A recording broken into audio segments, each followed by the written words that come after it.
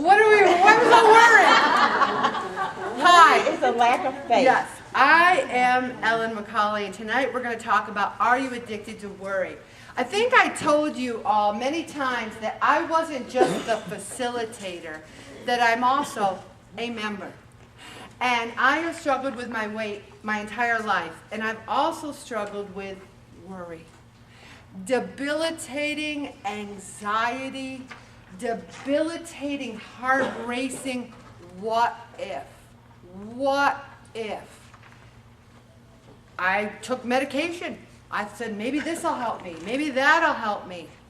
The only thing that's ever helped me was the Holy Spirit and the grace of God.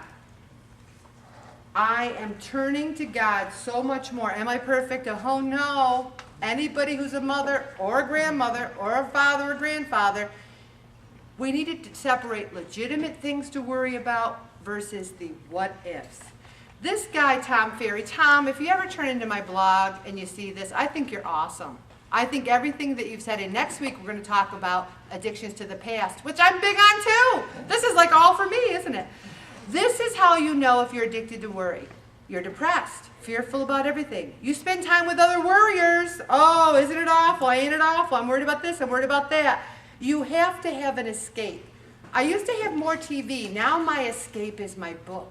I have to read my book before I go to bed because it quiets the thoughts in my mind.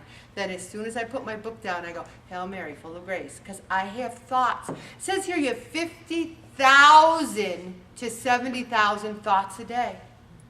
And how many of our thoughts, and I can go around the room and go, oh, you're a little bit of a negative Nellie. I know you. I've been working with you for two years now. And how many of those thoughts are negative or worrying or thinking about what if? If you always go to the worst case scenario first, you're a worrier. If you use food, alcohol, or drugs to control your moods, that's a good sign. Now, I think I chose food because I thought alcohol and drugs could get me in trouble. You know, I'd be on South Salina Street with a needle hanging out of my arm, so I'm like, I better choose food. It's the only socially acceptable addiction, and even that, you know, isn't as socially accepted as we once thought it was.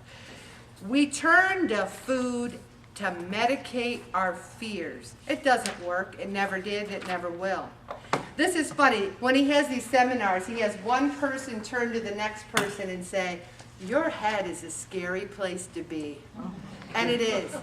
Sometimes I think if people just, like I look, hi, how you doing? And in my mind, I'm almost immobilized with fear sometimes. I don't really like to travel because that's when it kicks in. Well, geez, going down to the Bethany Beach, there's a lot of traffic, and what if a tractor trailer jackknives, and what if he kills us all? I don't really care if he kills me, but what about Vince? I don't want Vince to die. He's so young, he's got so much potential. And then what about my house? What if someone breaks in? What if it catches on fire? What if someone jumps my fence and drowns in my pool? Maybe I should just stay home. It's so exhausting. And then it takes me 3 or 4 days just to quiet the chatter in my mind, and then you gotta turn around and come home again. And when you're coming home again, you're like, what about the tractor trailers? Maybe they'll jackknife, maybe they'll. And I remember I used to always worry about my dad. You know, they used to live in Elmira, and I would drive away, and I'd look, and I'd say, oh, maybe that'll be the last time I see him. Oh, I hope he's okay. I hope he's okay. When God took my father, I didn't even think about it. I wasn't even worried about it. So what good did all my other worrying do? We waste so much of our lives with these worst case scenarios. Now, I'm not talking about your daughter's got to have major surgery, or you have to have surgery, or you have a health issue. Those are legitimate concerns. But if you've got a little lump here and you're like, I know it's cancer, it's cancer, it's cancer. Oh no, God, maybe it's a tumor, maybe it's a blood clot, maybe it's going to go to my heart, maybe it's going to kill me. Now that's a little outside the box. Yes. You know what I mean? And I've been there. I stopped examining my body, you know, because I'm Irish. Bob, you see that freckle? Did it look like that 2 weeks ago? And he's like, I'm not quite sure. And I've got magnifying glasses out before, you know. You really have to. How do you quiet the chatter in your head? I'm telling you, I am a firm believer that when the Virgin Mary said, pray the rosary for peace, we all said, she means peace on earth, goodwill towards men. I don't think she did. I think she said, pray the rosary for peace, for inner peace. because I can't tell you, there's been times, and even at work, you know, I've got, it's funny, it's a kind of a high pressure job for being so new, and a couple of days, like, you have a certain amount of time to turn things around, and there's a queue, and I started going, I gotta get the queue, I gotta do the queue, you know, and then I'm like, Hail Mary, full of grace, the Lord, and I just started saying it, and I calmed myself right down. We cannot control the thoughts in our head unless we stop it. And sometimes there's a little perverse pleasure. There's a little, it's a habit. You're a worst case scenario because that is what you do. That is your persona. We can change ourselves no matter how old we are. I'm not going to say I'm perfect. I still think, I haven't flown since 9/11. I worry about our soldiers in Afghanistan. Bob used to not let me read the obituaries because I would cry over strangers. I have some issues relating to the world. That's why I have trouble with people dying, even though I have a strong faith, because I love them so much. And that's where the French philosopher Gabriel Marcel, and I quote him because my good friend Dr. K.R. Hanley up at Lemoyne College would have me edit her existential translations of his work.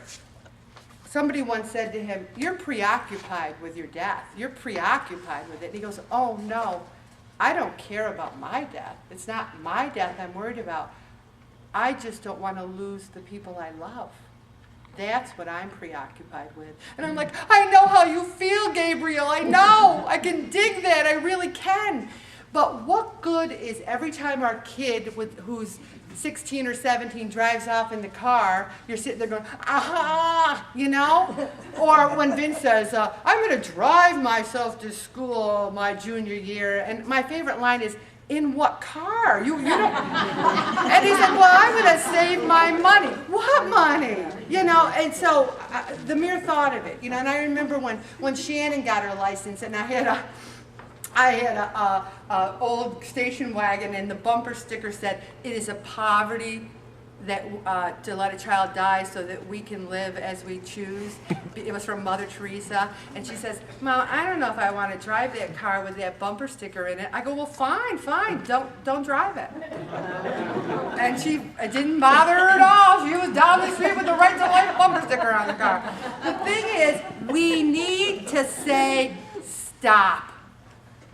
We need to reel ourselves in. When we start going, OMG, WI, oh my God, what if? We need to reel ourselves in and just stop. Stop it. Don't go to the houses. You know, sometimes I'll leave in the morning and I'm like, did I turn the coffee off? Did I lock the door? I better check. I always do. But what if the one time I don't check? What if I don't check? That's a little OCD-ish. Well, a lot of worriers get into that frame of mind. We need to let it go and just say, God, I trust in you. Jesus, I trust in you.